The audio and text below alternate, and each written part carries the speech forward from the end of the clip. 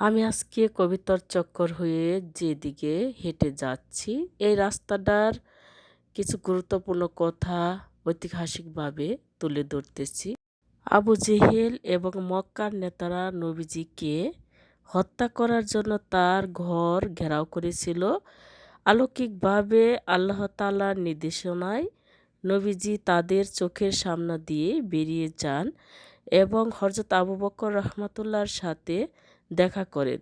তারা সরাসরি মদিনার পথে না গিয়ে শত্রুদের বিভ্রান্তি করতে শাওর পর্বতের গুহায় গাবে শাওর ৩ দিন অবস্থান করেছিলেন। এই রাস্তাটি ধরেই হযরত মুহাম্মদ সাল্লাল্লাহু আলাইহি ওয়াসাল্লাম এবং সঙ্গী ছিল আবু বকর রাহমাতুল্লাহ। তিনি মক্কা ছেড়ে যাচ্ছিলেন, তখন তিনি অত্যন্ত ব্যথিত হৃদয়ে কাবার দিকে তাকিয়ে বলেছিল, হে কাবা, আল্লাহর কসম, তুমি আল্লাহর কাছে সবচেয়ে প্রিয় শহর। আমাকে যদি এখান থেকে বের করে না দেওয়া হতো, তবে আমি কখনোই তোমাকে ছেড়ে যেতাম না। মক্কায় এমন অনেক মসজিদ আছে যা নবীজির জীবনের বিশেষ ঘটনার সাথে যুক্ত। নবীজির সঙ্গে পুরো যাত্রায় আবু বকর ছিলেন নবীজির ছায়াসঙ্গী। তিনি নিজের জানমাল মায়া ত্যাগ করে নবীজিকে পাহারা দিয়েছিলেন শাওর গুহায় অবস্থানের সময়। আমি যে রাস্তাটি দেখাচ্ছি, এটি শুধু একটি রাস্তা নয়, এটি ইসলামের ধৈর্য, ত্যাগ, বিজয়ের সাক্ষী। ধুলোকণায় নবীজির পদচিহ্ন মিশে আছে। এই রাস্তাটির নাম হলো আল হিজরা রোড।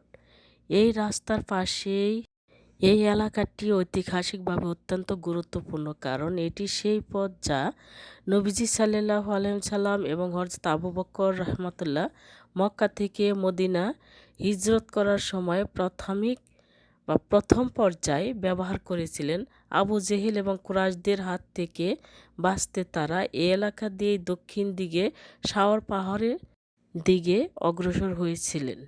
মক্কার অন্যতম প্রধান সড়ক যা মিসফলক এলাকার মধ্য দিয়ে গেছে, এটি সরাসরি মসজিদুল হারামের দক্ষিণ দিকের সাথে যুক্ত। এই রাস্তাটি সেই ইতিহাসের একটি জীবন্ত প্রতীক। নবীজির সেই কঠিন সময়ের স্মৃতি আজও এই পবিত্র মাটির পরতে পরতে মিশে আছে।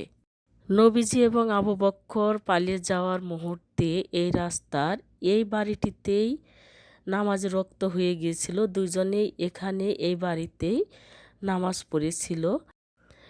এই মসজিদটির নাম হলো মসজিদ আল হিজরা। এছাড়া এর খুব কাছেই মসজিদ আবু বকর রহমতুল্লাহ অবস্থিত আছে, যার বাড়িতে আশ্রয় দিয়েছিলেন 2 রাকাত নামাজ পড়ার জন্য। আল্লাহর নবীকে কতটা ভালোবাসলে সে গোপনীয়ভাবে তাকে এভাবে আশ্রয় দিয়েছিল। এই মসজিদটিতে সবসময় নামাজ পড়া যায় না বা খুলেও না। কিছু বিশিষ্ট ব্যক্তি আসলে সে সময় এই মসজিদটি খুলে এবং নামাজ পড়ে। হারাম শরীফ থেকে দক্ষিণ দিকে মুখ করে হাঁটলেই আপনি এই ঐতিহাসিক রাস্তায় পৌঁছে যেতে পারবেন। এই সড়কটি মূলত আপনাকে কোদাই এলাকার দিকে নিয়ে যাবে। এই সড়কটি ঐতিহাসিক গুরুত্বপূর্ণ কারণ এটি মদিনার দিকে যাওয়া সেই আদি পথগুলোর একটি অংশ হিসাবে বিবেচিত। আপনারা দোয়া করবেন, আপনাদের জন্য আমার দোয়া রইল। হজ করতে আসছি, আল্লাহ যেন হজটা সহজ করে দেন এবং সকলকে যেন নবীর উম্মত যে যেখানে আছে সবাইরে যেন আল্লাহ কবুল করেন, আমিন। এবং আমি চেষ্টা করব অজানা তথ্য সংগ্রহ করে ভিডিও তৈরি করার জন্য। যারা না আসতে পারেন আমার ভিডিওর মাধ্যমে দেখবেন, শুনবেন এবং বুঝবেন।